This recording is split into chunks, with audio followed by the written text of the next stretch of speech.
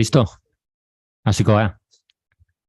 Bueno, eskerrik asko, ikustea etorri zeaten guztioi, eta hasiko gara con el pleno de organización. El orden del día, primer punto, aprobación si procede del acta correspondiente a la sesión constitutiva celebrada el 17 de junio de 2023.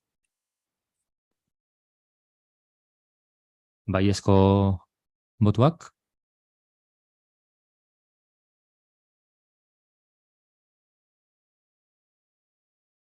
Ezezkoak?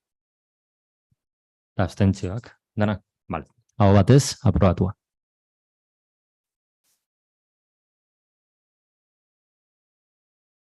Bigarren puntua, aprobación si procede del acta correspondiente a las sesiones extraordinarias celebradas el 23 de junio de 2023 y el 7 de julio de 2023, respectivamente.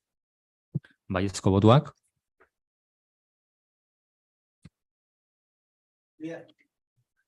Danak. Aprobatu, a ver.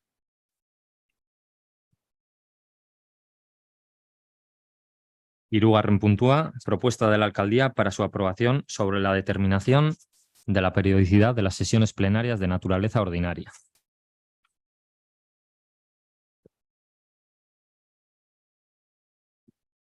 Se propone establecer una periodicidad de 2 meses para las sesiones plenarias ordinarias. Jarri behar dugu eguna.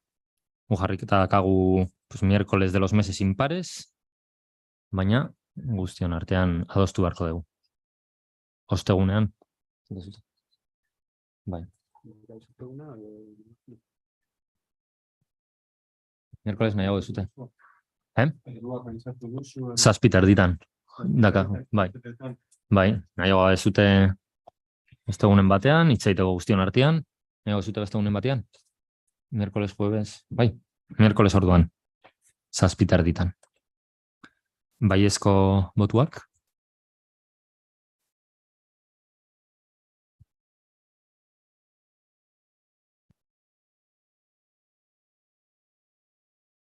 Laugarren puntua, propuesta de la alcaldía para su aprobación sobre la creación y composición de las comisiones informativas permanentes. Se propone crear 2 comisiones informativas permanentes. Comisión de Organización y Territorio y la Comisión de Relaciones con la Ciudadanía, Información y Transparencia. Luego, en la Comisión de Organización y Territorio, Hacienda y Tesorería INMA, Régimen Interno CAICH, Sección de Urbanismo, Obras y Servicios IBAN, Sección Verde IBAN, en la de Ciudadanía, Información y Transparencia, Educación IBAN, Euskera CAICH, Bienestar Social y Salud ITXIAR, Igualdad ITXIAR, Deporte ITXIAR, Cultura, Juventud, Fiestas y Tiempo Libre INMA y Turismo y Comercio Local Fernando. Bueno, hemen jarri daukagu, las comisiones estarán integradas por 7 miembros.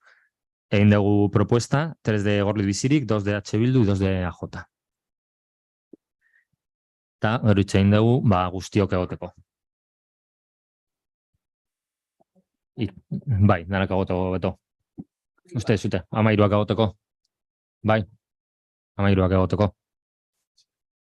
Bai, komisioetan. Bai, esan genuen, pues para hacerlos un poquitín más, que no sea como un pleno, reducir un poquito, baina bueno.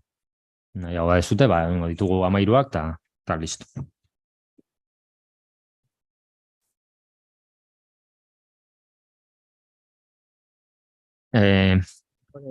Bai. Bai, bueno, gu main galdera neukan, ze, claro, informazio jaso dugu, aste honetan, eta, bueno, honetaz ez genekin ezer berez. Eta, bueno, hainbat galdera zeuden, hori bat zen, galdera bat zen, zergatik aldaketa hauek egon diren. Eta beste galdera bat, adibidez, ikusi dugu, lehen 4 batzorde informatibo zeudela, eta orain 2. Bueno, holan erabaki duzu, ez dakit ze arrazoi edo, bueno, azaldu nahi baduzu zergatik egin dituzuen aldaketa hauek, eta horretaz aparte nahi nuke galdetuia, transformazion digitalen, badau hemen atal bat, eta ez dago inor. Igual akats bat da, edo... Ez dugu inor jarri. Ez da inor egongo, bale. Eta, bueno, ez dakit, gustatuko leitzaiguke jakitea ze arrazoi dauden aldaketa hauek egiteko. Bueno, azkenean, esan genuen un poquitín para limitar un poco, ez dago arrazoirik, esan genuen, bueno, pues juntamos todo, al igual que hicimos también lo de 7 miembros, un poquitín por hacer un poquitín más compacto todo. Baina, bueno, azkenean ingendo 13 eta listo. Vale, orain orduan bozkatuko duguna da 13 etortea. 13 etortea, hoi da. Vale. Eta transformación digitalen inor. Hori, hemen inorez, eta gero 13 etortzea, eta y las dos comisiones informativas. Aldeko botuak? Bai? Sí. Ez, orden apurtzu bat jartzearen, hori zena dauz jarritze, baina, bueno, zera, taitz eta biok egon garelako apurtzu berbaitzen, eta di jarrere basan, baina, oin hori ez duzuz, horartzen zekagoa, gero, alkate jarriko deuz, zinegotziak zegi dagokion. Orden hartuko duzuena da, komisio bi egitea, eta, oin proposamen aldatu da, hemen egon zenarekiko, eta dauz, 13 kideak zarie komisio bietako kide. Niote jartzaren aputzu duten. Hori da bozkatuko dena, hori? Bai. Aldeko botuak? Danak berri.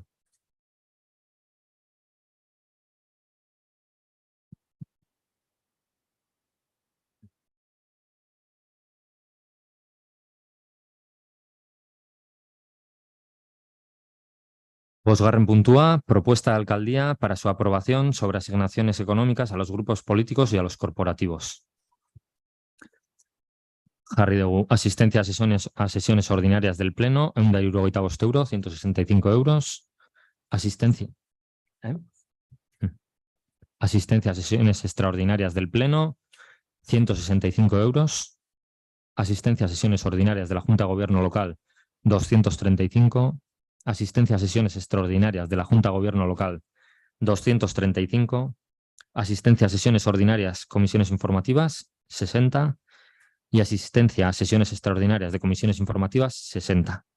Al final lo único que hemos cambiado ha sido que en vez de cobrarse solo las ordinarias, se cobran todas. Hemos hecho de los últimos 4 años, hemos hecho la suma, hemos prorrateado y más o menos el resultado es el mismo, pero para que se cobren todas, tanto ordinarias como extraordinarias. Límite anual en dietas, hori itxeiteko, leno 10.000 euros zidan, y pensamos, antes eran 10.000 euros y pensamos pues, poner también 10.000 euros de límite en dietas. Luego, asignaciones mensuales a grupos políticos, 335 se mantiene como anteriormente. Y las asignaciones económicas, tenemos que comentar si se actualizan con el IPC, si hay actualización del IPC.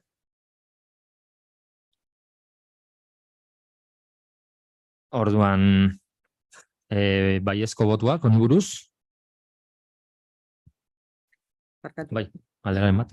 Bai, ni gauza bera esan behar dut, ikusten dugu hainbat aldaketa egon direzela, ez bakarrik batzorde informatiboetan ez barkatu, ohiko eta ezoiko bilkuretan, baizik eta batzorde informatiboetan bai lehen 80 ziren orain 60, eta bueno, honetaz oinarte ez dugunez berririk euki, gu gure partez astenituko gara. Vale. Oso ondo. Zena izan duana, izan da, egin dugu geiketa, beste urten sumakin geiketa, eta gero egin dugu prorrateoa.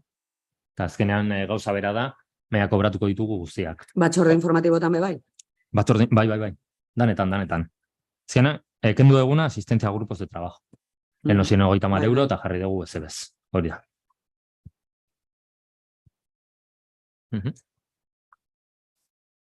Galderaren bat, hortean. Galderaren bat. Bueno, orduen, boskatu baina lehen, gauzak eradinez jarriko. Bueno, orain boskatuko duzuena da, ordainsari berriak, eta, bueno, limitea ez dugu ez genuen jarri zeran zuen dokumentoan. Bueno, gero gona zerrepasatzen beste urte bat legediatan egin zenuena, eta jarri zenuenez, bueno, nahiko generosoa da, eta, ez dakitze, gaur zauzien, bai hori be, onartu beharko dugu, eta gero, aktualizazioa IPC-ra, hori onartu zen primera sasoien, eta guztu da, beste jarraipen bat izateko aurreko legidarekin. Orduen guzti horiek, da orain bozkatzera zoazenak. Klarua hartzeko. Aldeko botuak?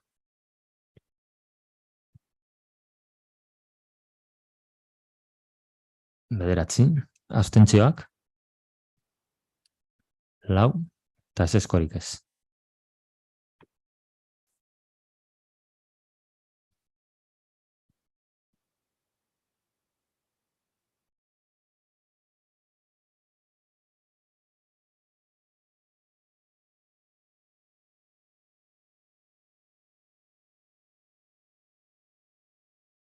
Seigarren puntua, propuesta de alcaldía para su aprobación sobre la asignación de los representantes municipales en órganos colegiados.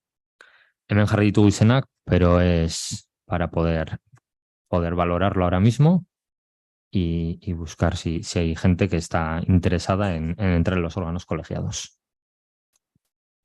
Beraz, hau jarri duguna, hitz egiteko da guztion artean.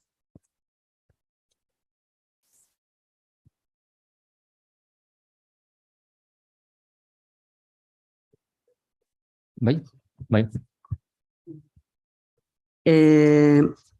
Orduan, ematen dituzuen izenak, ja badauz finkata, gero eztabaidatu behar duguna da utzik dauzenak.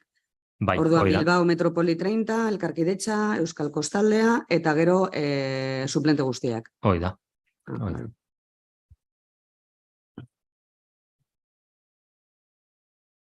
Norbait titularra izan nahi badu halako batian, organo batian, esatea arazorik gabe. Bai, galdera. Harrik mankomunitatean, beti deneik esan dugu hiru ezberdin artean izan behar dela, baina, nola... Bai. Nola beste herrietan, beste herrian, batez ere Berangon ez da egin nolan, guia epatu dugu, oberkoiztuko ditugu Izaskun eta biok, besto gara.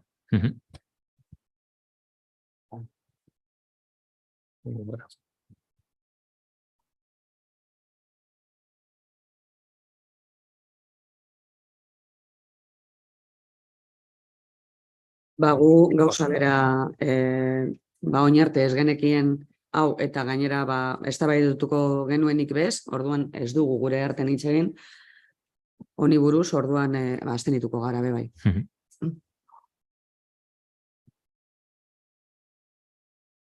Hauek orduan, Otson, eztabaidatu behar ditugu orain? Bai. Parkatu dira. Ulertxarren bakarrik. Bai. Zure proposamena nik ulertzeko, Adibidez, Josek egin duen bezala, Mankomunidad de Servicios Uribe Costa, zuk eskatzen dituzu, hainbat izen, adibidez, 6 izen guztion artean, bi Bildu, bi zuek, bi EAJ? Ez.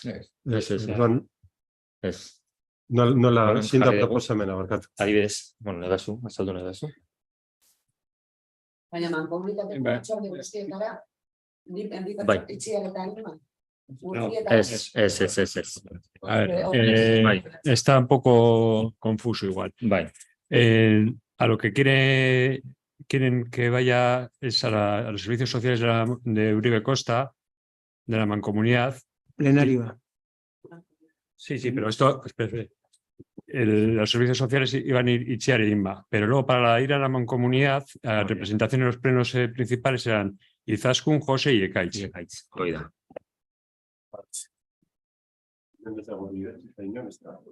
Ez da oidatzita ez. Falta da zelda hori. Plenos ordinarios y extraordinarios. Jose eta Ekaitz. Jose Antonio eta Ekaitz. Hori osoko bilkuretara, ez da? Bai. Eta beste guztietara? Nola? Zein? Beste guztietara. Bainakoetan. Bai. Hori hitz egiteko dira, De bai. cuentas, Vale. Ez dago zer jarri, hoi da. Hitz egiteko orain edo geroago? Bai, ez da bezala. Otzon, orain itzengo dugu edo? Beste... Hombre, hori zuen kontu da. Hobeto gero. Gero noiz. Guri gustatuko litzaigu buelta bat emotea, ze honetaz enteratzen ari gara oraintxe bertan. Vale. Batzuen artean hitz egin dute orain arte, baina gurekin ez, eta orduan hau dana berria da. Vale, bautziko dugu eta itzengo dugu. Bilkura behar asuntan zegoen idatzita. Bai. Vale, bautziko dugu gerorako. Bai. Zenbat proposamen daude irekita oraindik? Osea, hau ez zegoen idatzita, irekita omen dago, eta besteak ja itxita daude? Ez, gainerakoak danak daude irekiak. Denak daude irekita. Osea, Fundación Olon, jarrita dago Fernando, adibidez, baina ez duzue erabik, eta edozein izan daiteke, beste partiduak, Behargintzan, Metrópoli 30, Consejo Escolar, Consorcio de Aguas, Elkarkidetza, Eudel, adibidez, Eudel. Azkenean jarri dugu, batzuk aldatu aldira, baina jarri dugu por concejalías. Azkenean, Ibanek dauka consejos jarri duguna gero, educación eta urbanismo, jarri dugu al final, Iban, egotekoan. Poco por concejalías jarri dugu, azkenean guk dauzkagu guztia. Orduan, hau orain bozkatu behar dugu?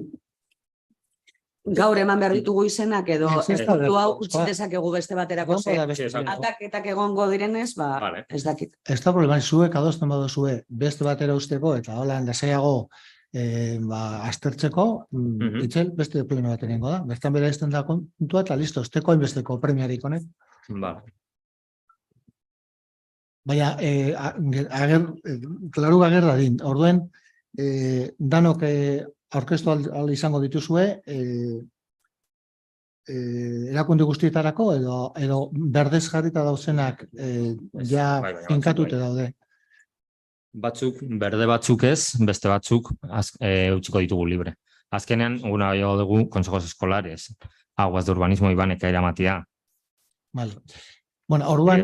Juntas de gestión urbanística. Beroro korrean itxeko dugu, bertan bere itxeko dugu, eta beste batean. Eta gero beste batean azalduko dugu dana ondo, eta... Baina zaikuzu mesedez, zeintzuk dauden itxita, eta zeintzuk zabalik, buelta bat emateko be bai. Bai.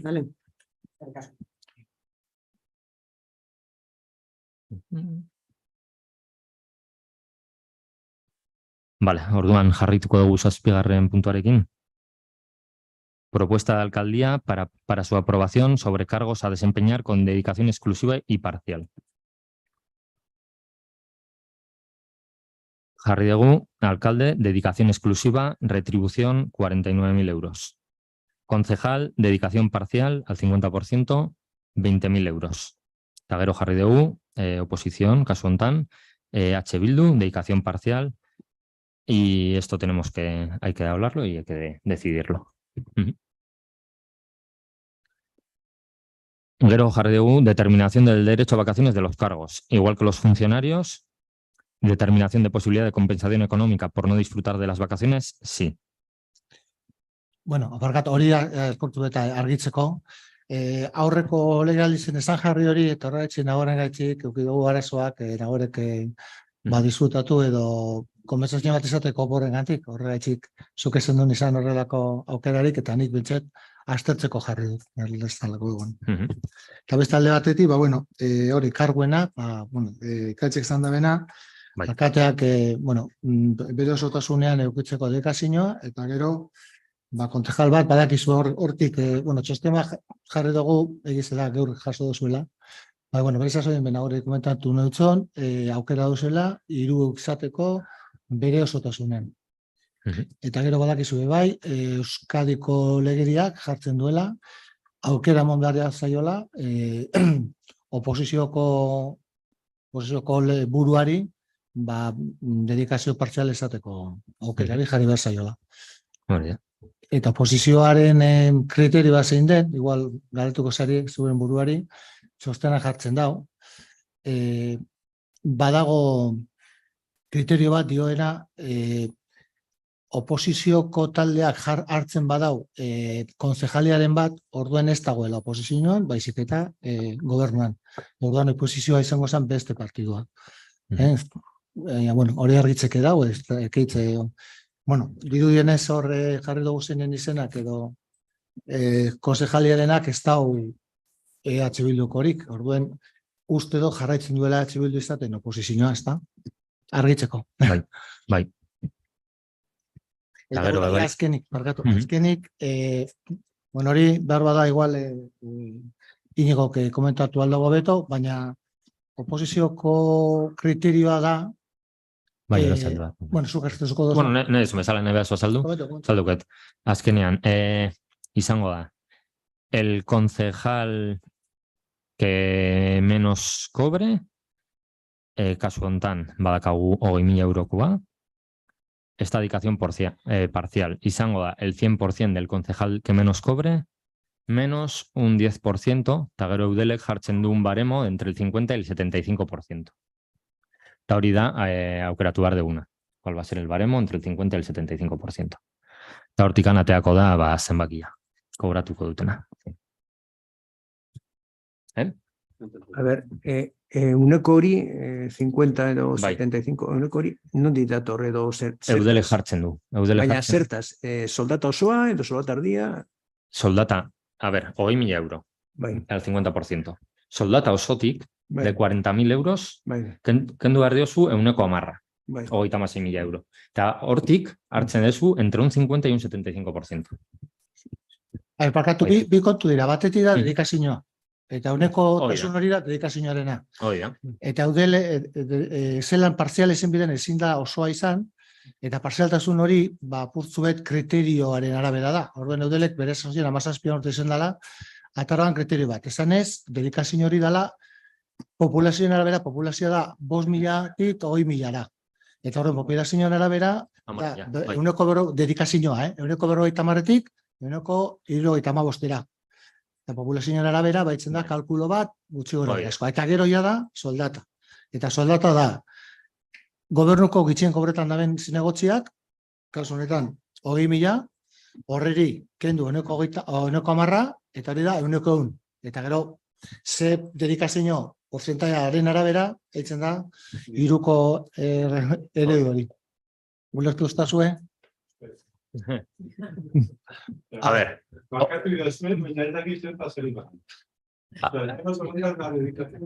Vale. Del concejal de la oposición. De esta, Marquetu. Estamos hablando de la dedicación parcial de un concejal. De la oposición. De la oposición, vale. El tema de la alcaldía 49 es una propuesta en firme. El tema de la dedicación parcial al 50% de un concejal del gobierno, o sea, de vosotros, es una propuesta en firme, que entiendo que la vais a hacer uso, ¿no? Que vais a hacer uso. Y luego la propuesta de una dedicación parcial a Bildu, porque es el que más votos ha sacado del equipo que no está en el gobierno. Por eso son los... Eso es, por ley tiene el derecho. Y por eso está la oferta hecha. Vale. Sí, bueno, por ley tiene el derecho de... Sí, es por entender, porque... por entendernos. Entonces, la propuesta, estamos hablando de la valoración de la cuantificación de esta persona, de Bildu en particular. Eso nos explica un poco el baremo. De lo que entiendo que Bildu lo va a aceptar. Porque si no lo va a aceptar, pues no, por no desgastarnos. Sí, lo vas a aceptar. Y respecto a la cuantificación, ¿te has aclarado o no? Sí, a partir de ahí... Ya sé que es un poco lío. Quiero decir... Habéis dicho, el inferior que es el 20.000... Bueno, pero comentábamos que eran dos cosas. Uno era el porcentaje de dedicación. El porcentaje de dedicación, como no puede ser completo, entonces ha establecido un criterio por UDEL que es en función de la población del pueblo o de la población de Gorri, ¿no? Entonces, como el baremo es de 5.000 a 20.000 habitantes y de un 50% o 75% de dedicación, se establece un equilibrio entre las dos cosas. Es en función del criterio de la población y la horquilla es del 50 al 75%. Y de 5.000 a 20.000 habitantes. Si son 5.000 habitantes, serían 50%. Si son 75 o 20.000 habitantes, sería 75%. Vale. Se establece Vale. esa Es relación. entre 5 y 10.000. Y ese es el porcentaje de dedicación. Una vez haber sacado el porcentaje de dedicación, vamos a ver la cuantificación.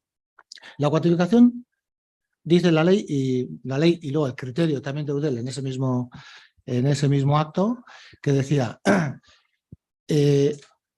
se le ofrecerá al concejal de la oposición la parte que lo que menos cobra el concejal del gobierno que menos cobre, que en este caso es el 20.000 euros, menos un 10%, eso sería el 100%. Como la dedicación es, no sé cuánto se baremará la cuantificación de eso, ¿tenéis establecida ya la baremación de qué porcentaje de dedicación parcial va? No, eso lo tendrán que decidir ellos. No sé, Íñigo ha hecho un cálculo. Claro, no 20.000, hasta 10.000, sí. El cálculo. Hemen, eginiko kalkulak, testu interpretako, idazkaizek esan da moden hori da, lehenengo da, baiezkoa esesko onartziena, bigarna da, zer izango zan soldata horren topea, hau dala, topea dedikazio pleno ekiko baleke, dala, 110 hori gitxian, gobernuko liberauak baino, bale? Baina ez da oki 100 liberazio bat, baizik eta 150 eta 75 arteko liberazio bat. Eta idazkaizek da moden, hor hartzen da, Eudelek 2017ko apilak 10ko akordio baten, barematzeko Euskal Herriko herritarren artien, jarri izan kriterio izan zen, biztanlegoa. Eta arau honen atalau, apliketan dalez, 5.000-tik 10.000 bitarteko herrizitan, hor, irukote regela bada. 5.000 biztanle eukiko balekez herri honek, suposatzen da, aplikeko gendun, 150. 10.000 biztanle eukiko balekez herri honek, aplikatuko gendun, 175.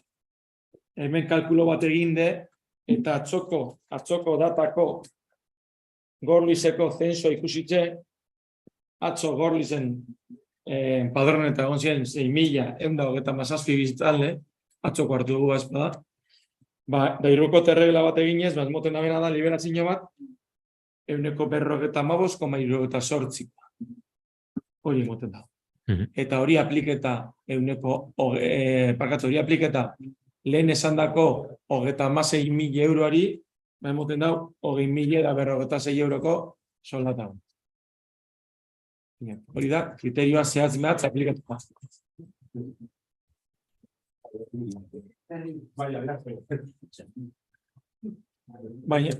Baina batak ekiko da, suposatzen da, 150ko liberazio bat, eta besteko da, 155ko liberazio bat.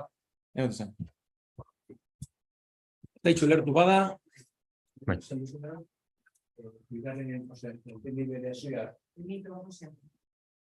markatu. Nahazte borrazteu. A ver, badago dedicación parcial, 50%, taldean gobernuan dagoena, 20.000. Eta orain ulertu dudana, con la posición, dedicación parcial. 55%, 20.000. Zela egin du kalkulak, barrio errepikatzen. Bai. Argitu, apuntatu du, baina bada espada. Berdina. Baina jatorriak ez berdina dira.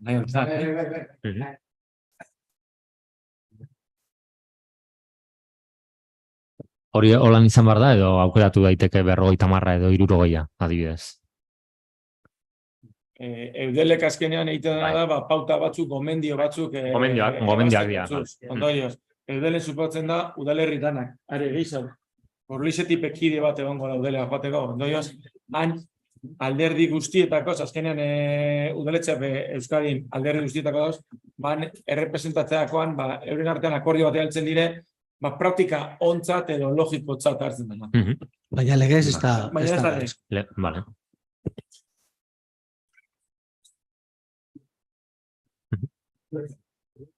Vale. Galdera bat, markatu. Bai. Estos recursos, estas personas esta dedicación excluye las dietas, las hace incompatibles las dietas, aunque sea total o parcial la dedicación. Las dietas sí. Dietas de asistencia, no los gastos que tengan por eso pago todo lo. Bye. Sí, y estas personas, las que tienen, como hasta ahora no hemos tenido nunca, pues no sabemos cómo funciona. Las subidas salariales de estas personas también va con el IPC, o sea, va como los funcionarios o se queda congelado como sucedió en la legislatura pasada. Eso es lo que tenéis que decir. No hay nada establecido, es el Pleno el que establece los derechos y obligaciones de estas personas, económicos y... Y me imagino que también vamos a decidir quiénes son estas personas, ¿no? ¿Quiénes son? Estas personas, porque el único que tengo claro eres tú. Bye. Pero los otros... Ah, vale. Bye. Está después aquí. Bueno, esango ditut pertsonak, gureak adibidez edo. Bai, onartu, es que onartu en bidiez. Bueno, alcalde, bai. Alcalde Kaitz, concejal con dedicación parcial Inma, eta bildukoak ez dakit. Eta bildukoa Izaskun.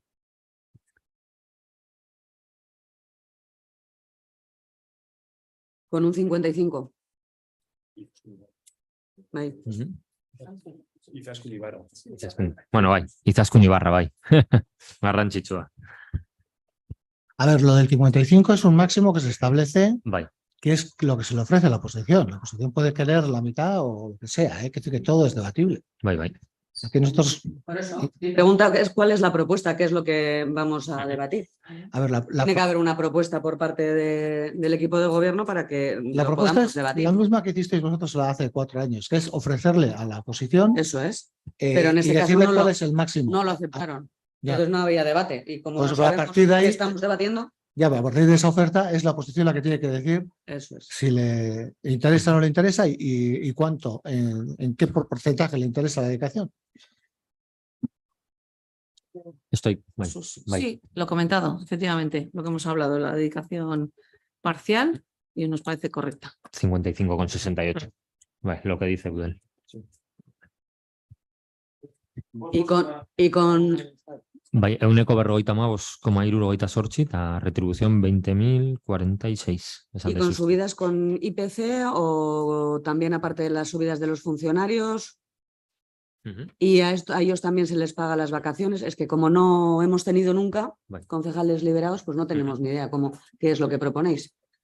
Hori behiratu beharko dugu, itzen guztion artean, eta behiratu beharko dugu, bai. Pues a ver si disfrutan también las vacaciones. Lógicamente, pues no nos vemos en capacidad de votar esto. Principios, el tema de vacaciones, de posibilidad de vacaciones, hori itxein behar dugu. Bai. Legea zer jartzen du con el tema de vacaciones. La legislatura pasada, si no se disfrutaban vacaciones, no se cobraba. Ni hubo subidas ni de IPC ni subidas como los funcionarios, ni nada, se congeló el sueldo. Bueno, subida en el pleno del 2019, en el de aprobación de presupuestos, y desde entonces no ha habido más subidas, se congeló.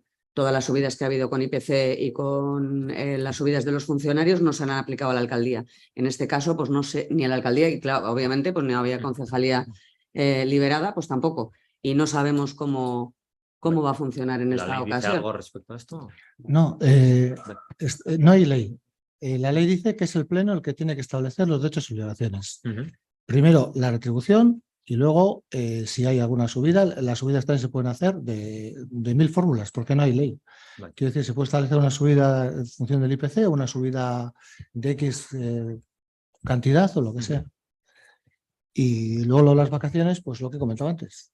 Efectivamente no ha habido años anteriores eso, pero a mí sí considero que es digno por lo menos de evaluar.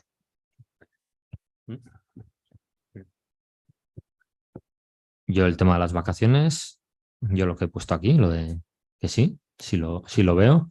Yo el tema de el sueldo, por ejemplo, hay que hacerlo para todos igual. No. Se puede. Repito, no hay nada. No hay nada establecido, eso te digo. Lo pone el Pleno. Yo personalmente, el sueldo del alcalde, por mi parte, congelado.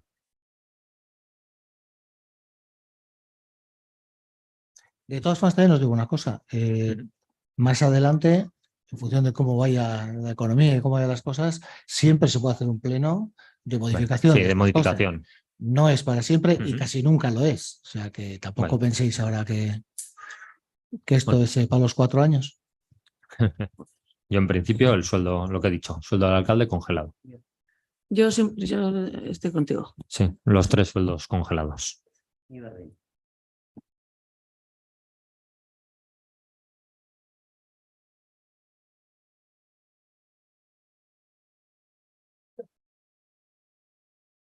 Y las vacaciones de los cargos, yo he dicho sí, igual que los funcionarios.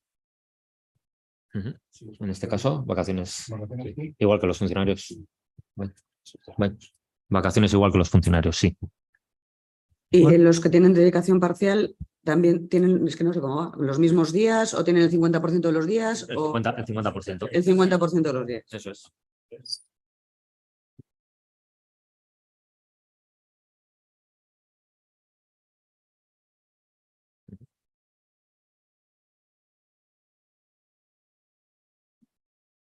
Vale. No he terminado de entender cómo habéis dicho lo de las vacaciones de los de la dedicación parcial. Porque las vacaciones son por la mitad, son los mismos. Normalmente, repito, que sois vosotros los que decís, pero en principio los días son los mismos. Lo que es que las vacaciones son de la mitad. Sí, eso cobras la mitad, pero son la misma cantidad, pero cobras la mitad. Eso es, cobras la mitad de. Eso es. Sí, únicamente cambia el económico, eso es. Los días son los mismos. Igual es no, tienes todos los días, pero cobras. Eso, al final, respecto al sueldo es. Su jornada será diferente, pero los Oiga. igual. Igual es un poco prematuro. Insisto, el tema de la dedicación parcial es nuevo y también es todo son dudas. El tema de las vacaciones, el tema de la presencia, estas personas con dedicación parcial, ¿qué van a venir? En teoría, 20 horas, por decirlo redondo, porque es media jornada, al ayuntamiento, y van a venir todos los días media jornada, van a venir 2 días, igual, insisto, igual es un poco prematuro, lo tenéis que construir. Sí, ¿no? En este caso no lo hemos hablado, pero me imagino será como el alcalde, ¿no? Que al final el alcalde no tiene que... Depende de lo que hace ahí. Yo creo que depende un poco también de la compatibilidad que podamos hacer con el trabajo cada una, ¿no? Pues igual hay semanas que podemos estar todas las mañanas o también dependiendo de los temas que se vayan a tratar y otras semanas que igual decidimos estar el día entero 2 o 3 días y otros días no porque no podemos estar. O sea, yo creo que ahí podemos jugar con flexibilidad, pero teniendo en cuenta... O sea, sin un horario establecido, ¿no? Sin un horario establecido, eso, porque tenemos que compaginarlo con el trabajo.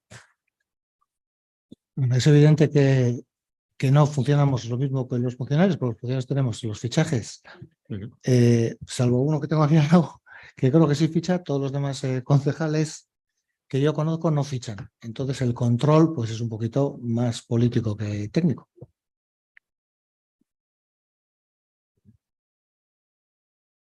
¿Galdera Gallego?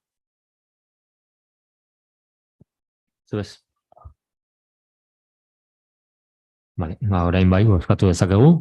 Ez da, klaru da baitze bozkatuko dugu, gure da zuen repaso bat ingo azkenik. Venga. A ver, alkatientzako dedikazio osoa, gero inmantzako 150.000 dedikazioa, 20.000 euroko lan sarearekin, eta gero posaketak, posiziokoak bebai hartzen dau, eskaini zaion, dedikazio partziala, da 150,78. Eta horri dirutan, izango ziren 20.000 eta 44,8.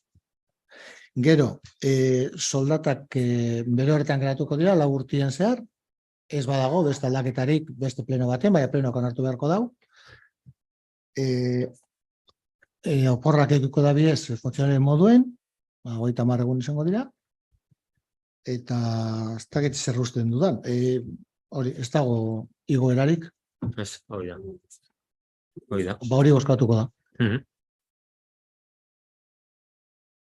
Bai, gure partetik lehen esan dizudana, argi dago beste bildurekin batxatu zaretela eta adostu duzuela guztia, gu egenekin honetaz ezer berez, eta gure partetik abstenituko gara. Vale. Emango ditugu. Bai, hori da. Emango ditugu botuak, baiezkoak.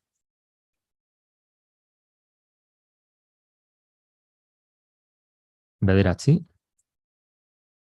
Abstentzioak. 4, eta ez dago ezezkorik. Beraz aprobatuta geratzen da. Bueno, dana dela jakina, interventorea kontortzeleko gamen, eta, bueno, badago txosten bat, esanez, guzti hori legezkoa dela, eta kreditu bat egongo dela, naiz eta behar bat kasu batzuetan, aldaketa presupuestario bat egon behar izan. Claro, eske oinarte hau ez egoen, orain garestiagoa izango da. Dana batuta, nahiko garestiagoa izango da. Orduan, suposatzen dut kreditu aldaketa bat egon beharko dela, ja, ez da? Txostenak badino. Ja, ez da urgente, azkenean, gabiz urteko diruek aprobetzatzen, ondorioz, baina bendu orduko bai.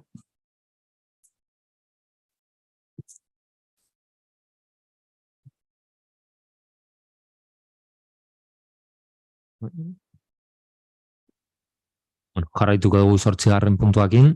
Dación de cuenta de la constitución de grupos municipales y sus portavoces. Ez dakit hori jaso dozu esan, eta ekarri dozuen, ez baduzu ekarri, mesedez, bidali aldo zuenien, badakizue, pleno baten, antolaketan, talde politikoetan antolatzen dela, ekarri dozue, bi azke, ekarri dozue danak, 3. Bueno, a ber, ez da beharrezkoa gaur izatea, bizer etxi, bardin. Bueno, etxi ez jaiz eta zoze gane.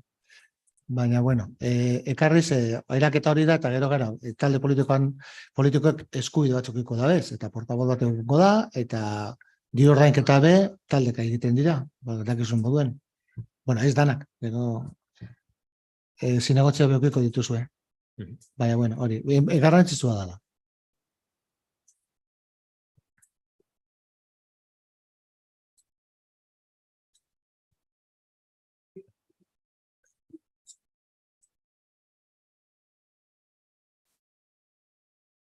Bai, jarraituko dugu. 9. puntua. Dación de cuenta de los decretos dictados por la alcaldía en el periodo comprendido entre el 20 de mayo y el 14 de julio de 2023. Ja. Bai, galderaren bat. Hauei buruz. Zebez.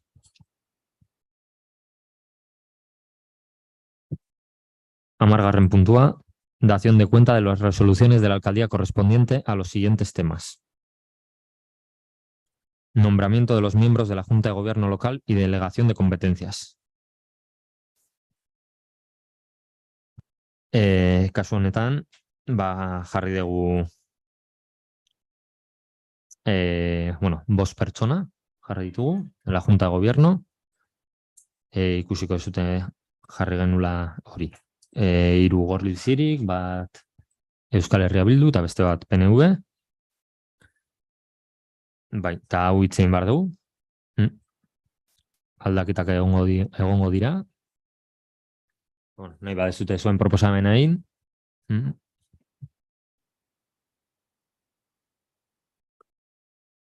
Gure proposamena da, deidedon arabera osatzea tokiko gobernu batzordea. Leidedon. Eta orduan, aterako dira, bi partaideak, Gorliziriko taldeak, bi partaideak EH Bildu, eta partaide bat EAJ-PNV. 5 pertsona esan behar dira, legez, gehiago ez ezin da.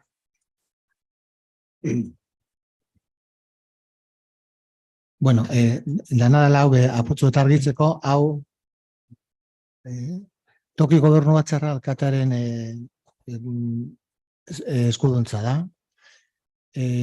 Batzutan alkatea dakar dekretu eginda, kasu honetan ez dago ekarri, bakarri proiektu modure, aurkezteko plenoan zein zengo dan beren asmoa. Hemen ez da onartzen goz bat edo beste bat, alkateak bere asmoa zein den azaltza besterik ez. Bai, dakigu tokiko gobernu batzordeak alkatearen ardura dela eta bera izendatu dezakela nahi duena. Horregatik eskatzen dizugu, eskertu nahi dizuegu, hemen gube bai egoteko aukera ematea.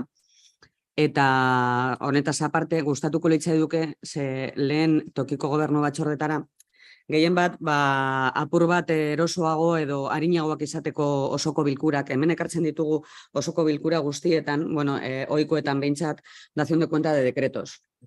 Eta hau, arinago egiteko eta danak apur bat kontuan eukiteko dana, momentuan bertan, eramaten genituen tokiko gobernu batzordetara, dekretuen zerrendak, 15 egunero, tokiko gobernu batzordeak 15 egunero sartzen genituen.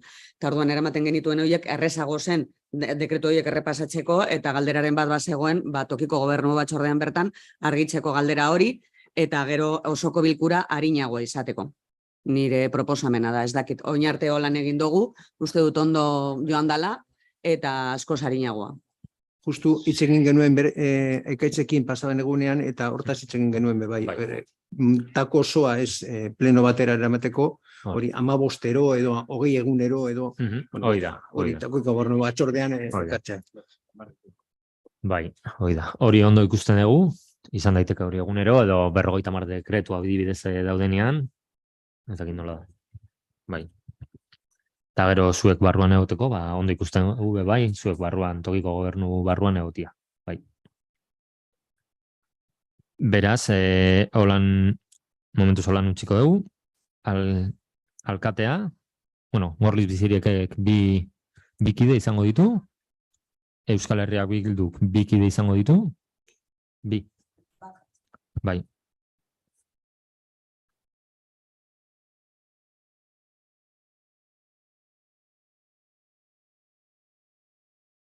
Eta EAJak kide bat.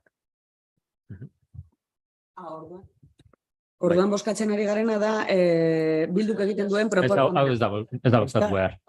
Bale, baina hori da... Hasieran jarri genuen, hau. Hori da zuen artean adostu zuena. Bai, adostu dugu, bai. Bi eta, bale. Hoi da, bibita bat. Dala berriz diot, dekretu bitartez egiten da, bakaten asmo eta urrengo osoko bilkurara zelan komisioena behor geratu dan dendilizka, espero dut ja dekretu eta guztiak ekartea, baina horretarako danak berritu zuen zein direzen zuen hautagaiak. Ez oine, baina guen. Eta gero, nombramiento de los tenientes de alcalde. Jarri dut teniente alcalde Iban izango dela, eta gero jarri dut Inma. Baina tiene que ser miembro de la Junta de Gobierno local. ¿Es? Bai. Pasaden egunerak Rubén badago decreto de modernización edo ez daki zer las administraciones eta aipatzen da tokiko gobernu batzordean hainbat partaideak, baina ja derrigorrez ez da jartzen lehen bai, baina derrigorrez ez da jartzen. Bai, baina dinot ja dekreto hau da gobernutik, Espainia gobernutik eta ekarrietakoa, eta da 2000 eta 19. Pero, puede pasar. Arkatu. Baina zelan guk gure lege propio dugun, horretan oinarritu naiz. A ber, ez dakit, zuek ikusi, baina printzipioz komeni da toko honuko batzarreko kide esaten.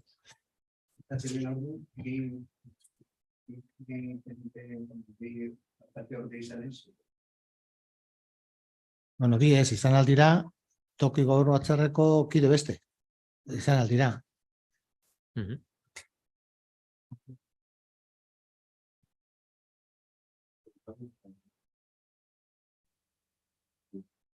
Ez, baina izan behar dira toki gobernuko kidea, izan behar dira. Iban eta beste pertsona bat. Eta? Jarri hoi da. Hau adibidez ez dugu kontuan hartu, eta Gotzonek azaldu digu lehenu, horrela zela.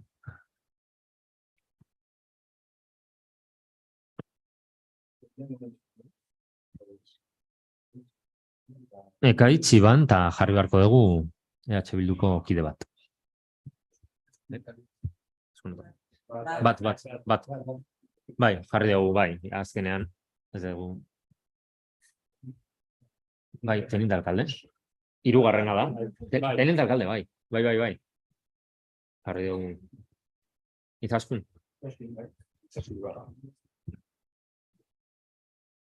Berriz diote, ez da orain momentu honetan azaldu beharra, hobeto, con la transparencia de todo guztiori, hobeto. Hori da.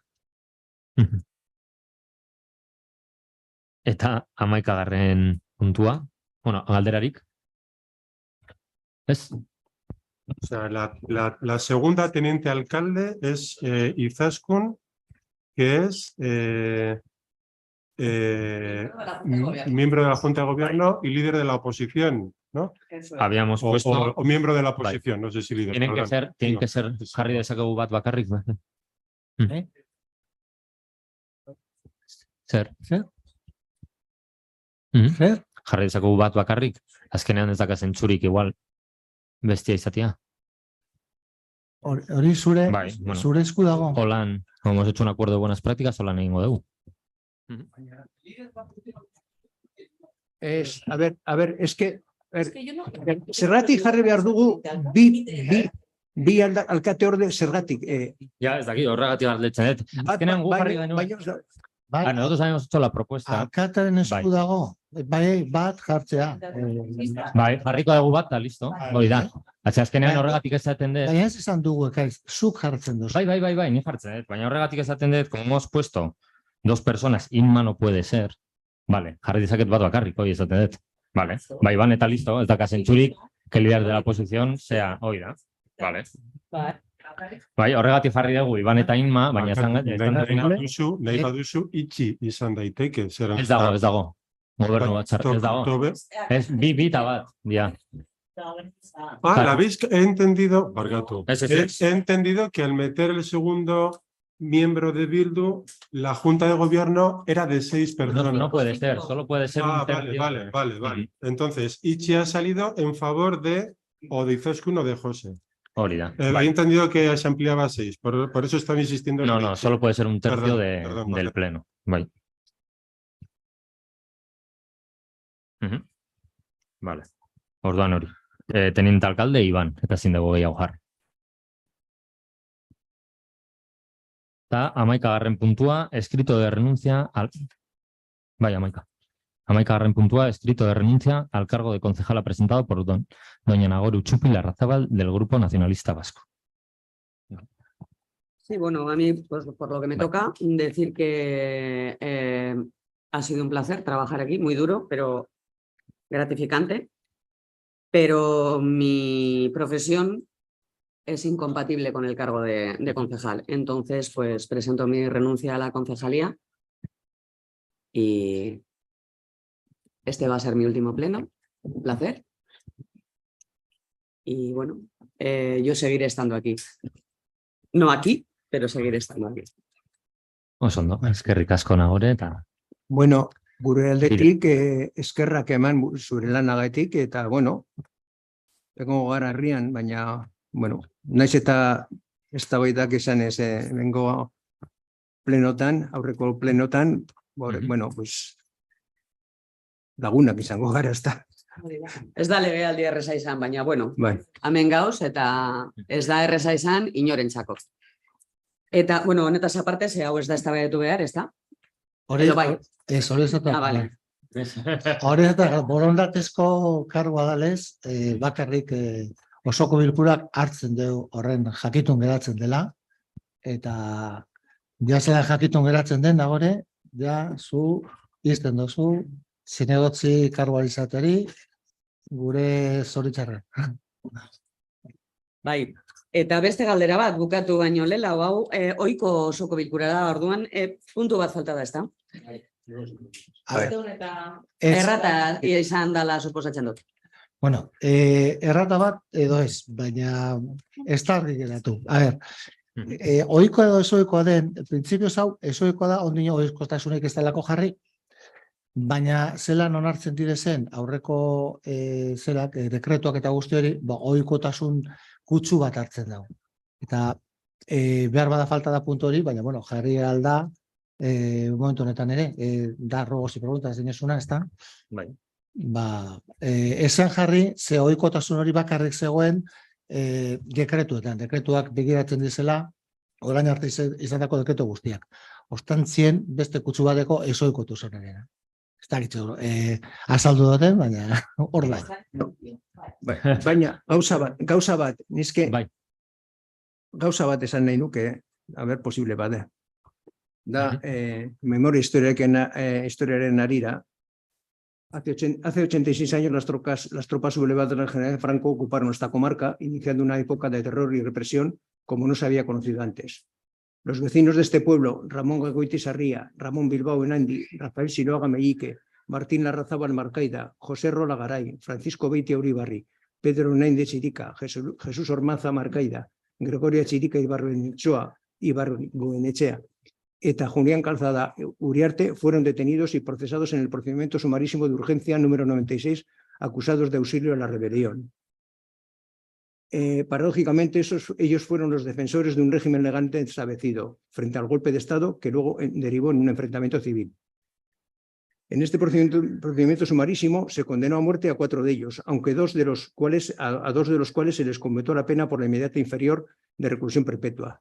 El día 22 de julio, y por eso es la mención, porque estamos prácticamente a la víspera, el día 22 de julio de 1937, don Ramón Bilbao Enandi, concejal de esta corporación, y don Rafael Siloaga Meñique, portero del sanatorio de Gorliz, fueron sacados de la prisión de la Riénaga y llevados a fusilar en el cementerio de Iberio, donde fueron inhumados junto a otras víctimas de esta salvaje represión.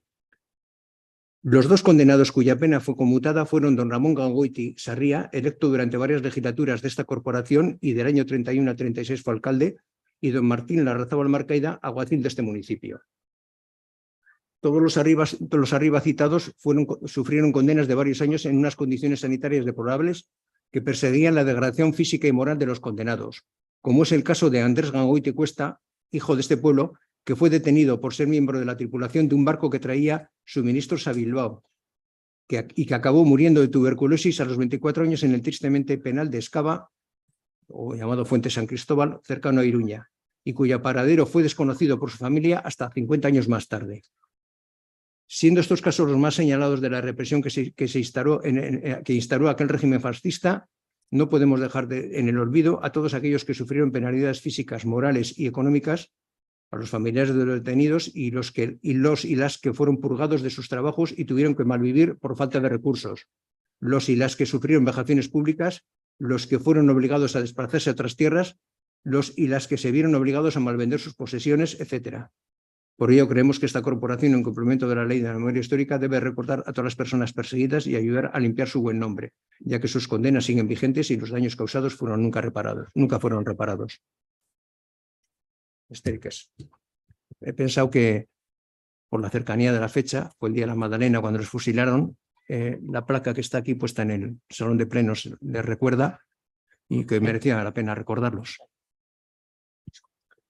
Es que ricasco.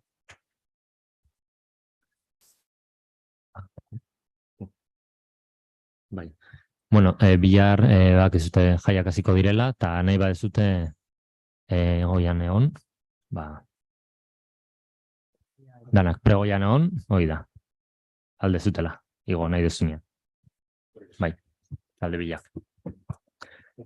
Honen buruz, bukatu dugu orduan.